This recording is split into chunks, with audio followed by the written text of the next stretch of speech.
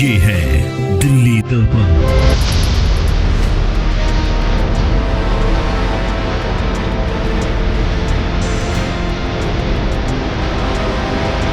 हम लोग सरकार को काफ़ी गुजारिश करते हैं हर काम के लिए। इसके लिए भी हम बोल बोल के थक जाते हैं कि जी हमारी इसमें हेल्प करें कूड़े के लिए। हाँ, सब भरते हैं, करने के लिए कोई राजी नहीं। हमारा ब्लॉक नंबर 1 है। बीजेपी को मैक्सिमम वोट हमारे ब्लॉक से गई है, 100% वोटिंग हमारे ब्लॉक से हुई है। लेकिन आज की डेट में बीजेपी हमारे लिए कोई काम नहीं कर रही।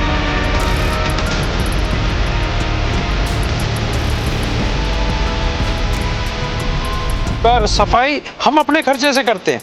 हम मतलब वहाँ पर अपना अपने एम्प्लॉय रखा हुआ है और जो और उन लोगों को भी यहाँ से आरडब्ल्यू की तरफ से खर्चा करना पड़ता है। तो हमें तो कोई फायदा हो ही नहीं रहा सरकार का।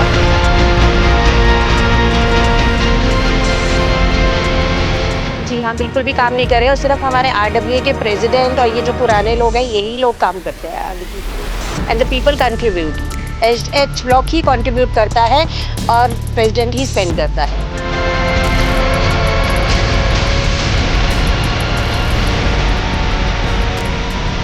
नमस्कार, मैं हूं राजेंद्र स्वामी और आप देख रहे हैं दिल्ली दर्पण टीवी।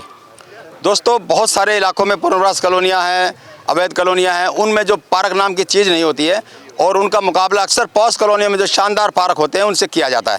लेकिन सच्चाई ये है कि उस सब के पीछे जो यहाँ की आरडब्ल्यू होती है उनकी मेहनत होती है, उनके खर्चे होते हैं, उनके एफर्ट्स होते हैं।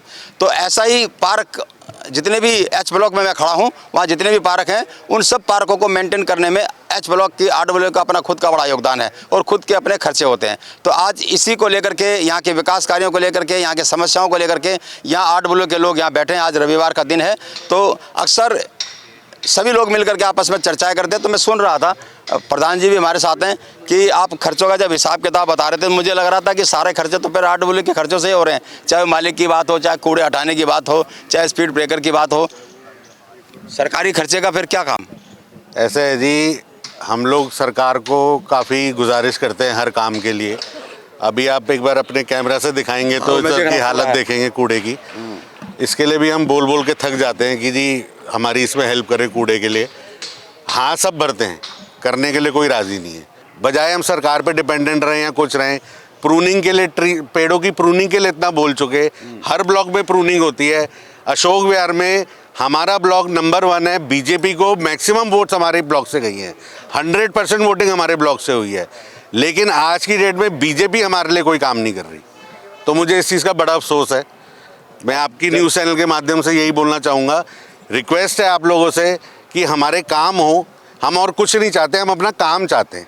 चलिए थोड़ा सा और लोगों से बात करते हैं। अगर समस्याओं की बात करें, सेक्रेटरी हैं, क्या नाम है अपना? सौरभ शर्मा। सौरभ जी, आपको क्या लगता है क्या क्या समस्याएं हैं जिन पर काम होना चाहिए और जनप्रतिनिधियों को ध्यान देना चाहिए खासकर? जी, हमारे जो वोटिंग एरिया है, हमारे बूथ के अंदर जो समस्याएं हैं वो हमारी मेनली एमसीडी से रिलेटेड हैं और हमारे को यहाँ पे पार्क की मेंटेनेंस हो गई, फुटपाथ हो गया, बेंच हो गया, प्रूनिंग है, हमारे स्लैब्स हैं, स्लैब, और एक ये कुत्ते जो हैं, आवारा पशु जो हैं, ये इनकी सबसे बड़ी समस्या है। हमारे निगम पार्षद हमारे ब्लॉक के व्हाट्सएप ग्रुप में भी हैं, वो भी हमारी रोज़ की समस्याएं देखते हैं। लेकिन मुझे नहीं दिख रहा कि यहाँ पे किसी के पास भी इन कुत्तों का कुछ इलाज है। सुप्रीम कोर्ट की गाइडलाइन के बिना बावजूद भी इस पर भी हमने अक्सर बात की है और करेंगे। फिलहाल तो हम जो लोकल समस्याएं यहाँ के पार्कों के रखरखाव की, एक चीज़ और देखिए, जितने हमारे अशोक विहार में डीडीए के पार्क्स हैं, आप अभी चलो मेरे साथ अशोका पार्क, आप अभी चलो वो प्रेसिडियम के आगे जो पार्क बना है, इतने सुंदर पार्क है, इतने अच्छे फूल खिले हुए हैं वहाँ पे। एमसीडी के पास क्या पैसा नहीं है? एमसीडी ये सब नहीं कर सकती? बिल्कुल कर सकती है, करना चाहे। आज हमारी आरडब्ल्यू इतनी सक्षम है कि हम अपना काम खुद कर सकते हैं। तो मैं नहीं सोचता कि एमसीडी के पास पैसा नहीं होगा, एमसीडी काम नहीं कर सकती। चलिए बिल्कुल, थोड़ा सा मैं चिकारा जी, हमने मुद्दों पे वोट किया था जी, या धर्म पे वोट किया था? जो अगर धर्म पे किया था तो मुद्दों की बात है क्यों फिर?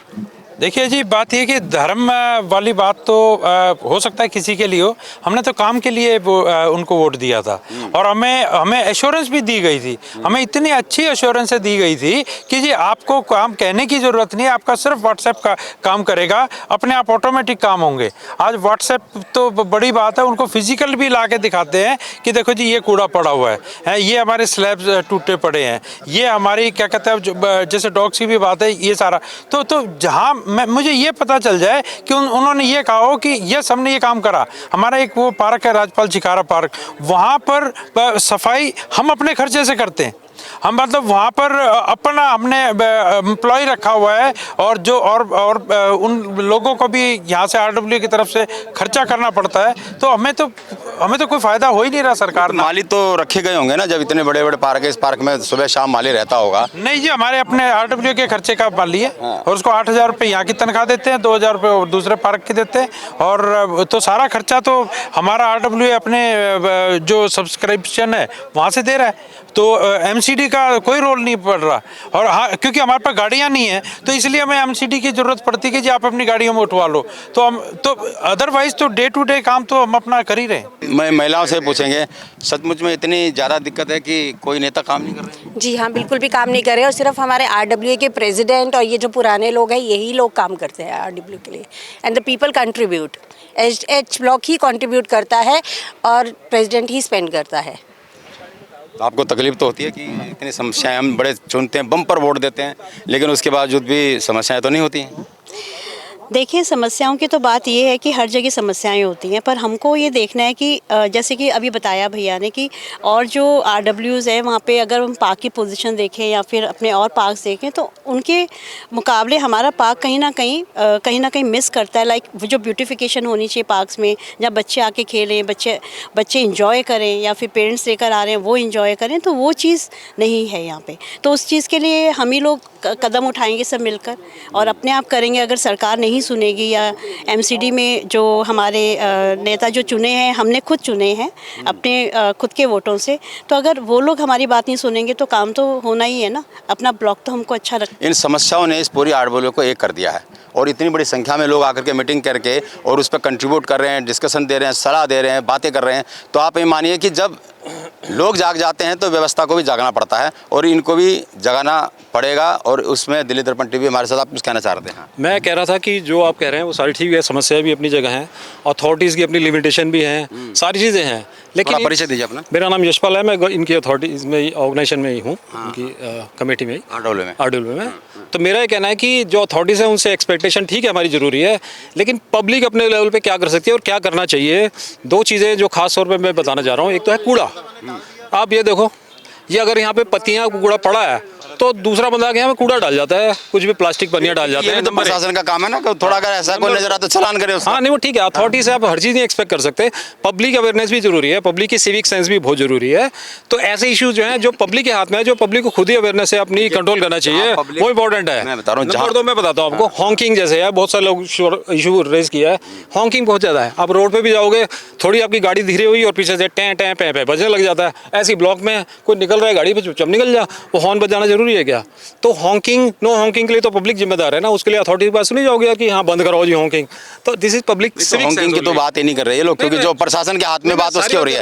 अब यहाँ पे सुनिए, आप यहीं के रहने वाले हैं? हाँ क्यों नहीं, कितने गाड़ियाँ और कितने माली लगे हुए हैं? सुनिए मैं बताता हूँ, मैं ये कह रहा हूँ कि आपने जितना डिस्कशन कर लिया मैं उसके बारे में बात नहीं कर रहा, मैं तो आपसे पूछ रहा हूँ। इंपॉर्टेंट है। लेकिन माली आप देखते हैं कि नहीं? पब्लिक के लिए भी जरूरी है कि पब्लिक जो अपने आई लेवल पे कर सकती है। पब्लिक तो मीटिंग कर रही है, डिस्कशन कर रही है, पैसे दे रही है, अपने खर्चे पे काम करा रही है।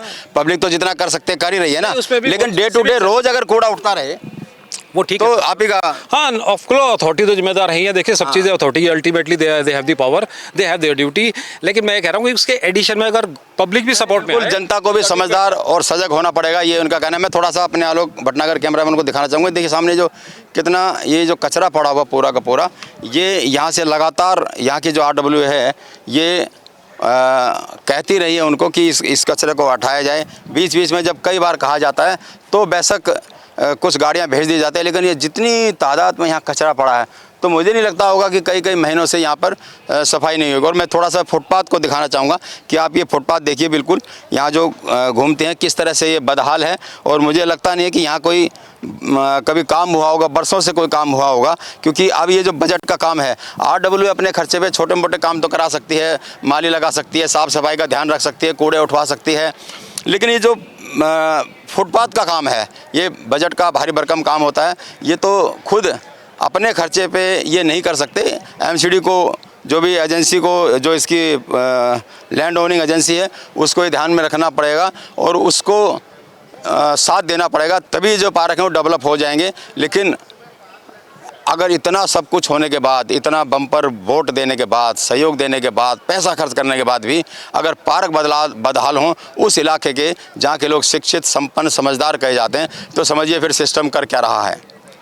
तो इस तरह की समस्याएं तमाम इलाकों में हैं। हम फिर RWA के बीच पहुंचेंगे, किसी न किसी इलाके में जाएंगे और वहां का भी हाल आपको दिखाएंगे।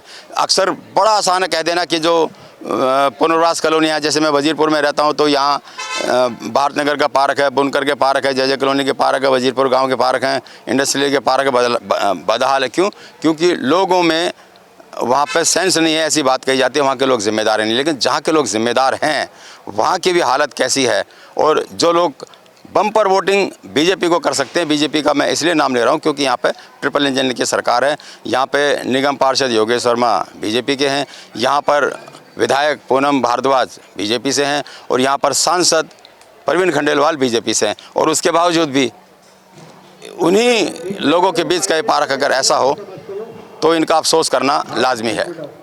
आलोक भटनागर के साथ राजेंद्र स्वामी, दिल्ली दर्पण टीवी।